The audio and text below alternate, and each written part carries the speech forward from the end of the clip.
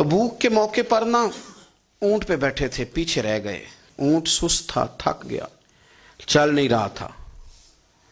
हजरत अबू ज़र गिफारी रदी अल्लाह ताला अन्हु पहले तो उसे ले गए ये गांव में कि ऊंट बीमार हो गया, उसका इलाज कराया, लेकिन जब वो ठीक ना हो सका ना तो ऊंट वहीं छोड़ दिया। हुजूर सल्लल्लाहु अलैहि वसल्लम के पीछे ज़रूर पहुंचना है मैदान तबूक में। तो जो सामान था वो सारा पुश्त पे रखा और अकेले ही चल दिए, तने तन्हा और पैदल। सामने से गर्द उड़ती हुई नजर आई तो लोगों ने कहा हुजूर पता नहीं कौन आया है। फरमाया तुम्हें नहीं पता, मुझे तो पता है ना, अबू ज़र गिफारी आया है। अबू ज़र गिफारी आए। फिर हुजूर ने फरमाया यमशी वाहिदा व यमूत वाहिदा व युबास वाहिदा।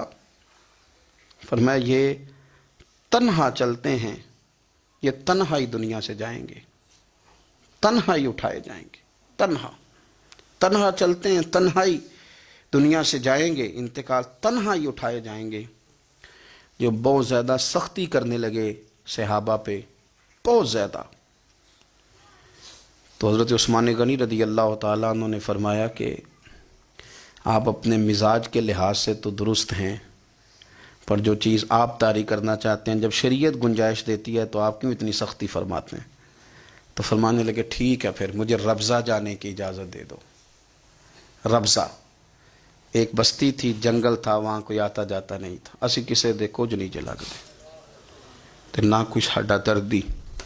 हुजूर ने कहा था ना यमशी वाहिदा, तो अकेला चलेगा, रब्सा चले गया। हज़रत सैयदना उस्मान गनी ने कहा ये कुछ बकरियां ले जाओ, दूध पी लिया करना। फरमाया उस्मान मुझे माल की तो ज़रूरत पहले दिन से ही कोई नहीं, मुझे तो रब रसूल की ज़रूरत है, उनकी करम नवाजियाँ मेरे साथ रहती हैं। तशरीफ़ ले गए, वहाँ तन्हा खजूर के खुश्क टुकड़े खाते, इबादत करते, अल्लाह को याद करते। बड़े बड़े लोगों ने आके कहा कि अबू ज़र आपकी बड़ी शान है, हमारे साथ चलें। फरमाया छोड़ो, कहाँ मंशूर हम और कहाँ हंगामे मोहब्बत के, एक हुजरे में रहते हैं, खुदा को याद करते हैं, ज़रूरत कोई नहीं, जहाँ हूँ ना वहाँ मैं ठीक हूँ, हाजत नहीं।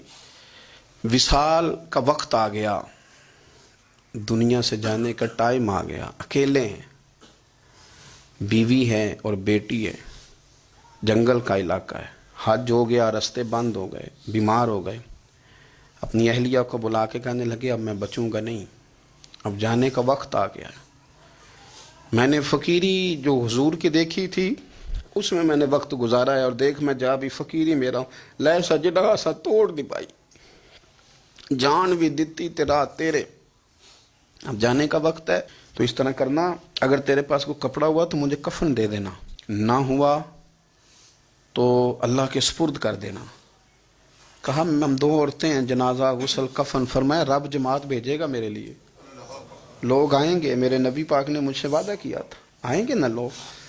तो अहलिया कहने लगी अबू ज़र आपको कैसे पता है कि आप इस सहरा में इंतकाल कर जाएंगे, अल्लाह शिफा देने वाला है। फरमाने लगे हम 3-4 लोग बैठे थे तो हुजूर ने फरमाया था तुम में से एक शख्स सहरा में अकेला इंतकाल कर जाएगा।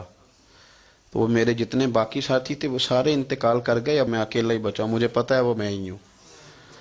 तो तुम देखना तुम्हें कोई ना कोई मिल जाएगा गुस्ल कफन के लिए। आपकी अहलिया कहती हैं कि मैं उठी, कभी दौड़ के मैं बाहर जाती, सड़क पे जाके देखती कोई गुजर रहा है, फिर मैं आके कहती हज ख़त्म हो गया है, रास्ते बंद हो गए हैं, कौन आएगा जंगल में। फिर मैं आके उनकी तीमारदारी करती, फिर उठ के जाती, फिर मैं आके तीमारदारी करती। अचानक मेरी नज़र पड़ी तो एक छोटा सा काफिला आ रहा था, उस काफिले में चंद लोग थे और सबसे बढ़कर सहाबी रसूल हज़रत अब्दुल्ला इब्ने मसूद भी थे। मैंने उनको इशारा किया तो वो दौड़े आए, कहने लगे बहन क्या है। मैंने कहा यहाँ एक शख्स है, तुम्हारी थोड़ी सी ज़रूरत है उसको। तो अब्दुल्ला इब्ने मसूद कहने लगे कौन है बीबी। कहते मैंने कहा कि वो अबू ज़र गिफारी हैं।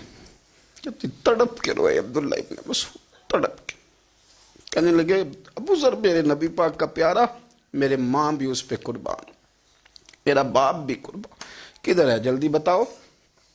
कहती मैं ले आई, 4-5 लोग थे वो। तो सैयदना अबू ज़र गिफारी कहने लगे अब्दुल्ला मेरा विसाल हो जाएगा, लेकिन याद रखना मेरी बीवी के पास कफन के लिए कपड़ा मौजूद नहीं। और लहो सजना सा तोड़ ही नहीं पाई, जान भी दिती तेरा तेरे, कफन के लिए कपड़ा नहीं है, लेकिन तुम में से ना वो बंदा कोई कपड़ा ना दे جو کبھی کسی سرکاری عہدے پہ رہا ہو، وہ بندہ میرے کفن کے لیے کپڑا نہ دے، کسی سرکاری عہدے پہ رہا ہو۔ ایک انصاری جوان کہنے لگا ابو ذر میں کبھی کسی عہدے پہ نہیں رہا، اگر آپ میری چادر قبول کر لیں کفن کے لیے تو میں ٹھیک ہے، میں نے نا حضور کے طریقے پر زندگی گزاری ہے، چپ کر کے میرا جنازہ پڑھ دینا اور مجھے کہیں اور نہ لے کے جانا، اسی کسی دے کچھ نہیں لگتے تو نہ کوئی ساڈا دردی، یہیں کسی صحرا میں جنگل میں یہیں کوئی قبر کھود کے مجھے دفن کر دینا، مجھے جانے نہیں ہے کسی جگہ۔ حضرت عبداللہ ابن مسعود رضی اللہ تعالیٰ عنہ نے جنازہ پڑھایا، اور اس درویش کو جو 5ویں یا 4تھے مسلمان ہیں ان کو وہاں دفن کیا۔ جب خبر پہنچی نا مدینے تو سب سے زیادہ آنسو مولا علی نے بہائے، سب سے زیادہ حضرت علی نے۔ لوگوں نے کہا اتنا کیوں روتے ہو؟ فرمایا 2 ہی تو بندے تھے جو اللہ کے راستے میں کسی کی پرواہ نہیں کرتے تھے، اب ایک ہی رہ گیا ہے۔ کہا حضور کیا مطلب؟ فرمایا 2 ہی تھے، ایک ابو ذر اور ایک علی، اب اکیلا علی تو رہ گیا، وہ چھوڑ کے چلے گئے۔ حضرت سیدنا ابو ذر غفاری رضی اللہ تعالیٰ عنہ اس عظیم شخص کا نام ہے، سردار قبیلے سے تعلق تھا، بڑے بہادر تھے، پر حضور کو فقیری میں دیکھا تو پھر زندگی اسی فقیری میں گزار دی، اسی فقیری میں، اسی طریقے میں وفا کر کے نا اسی رنگ میں گزار دی، انہی نقشوں پہ رہے۔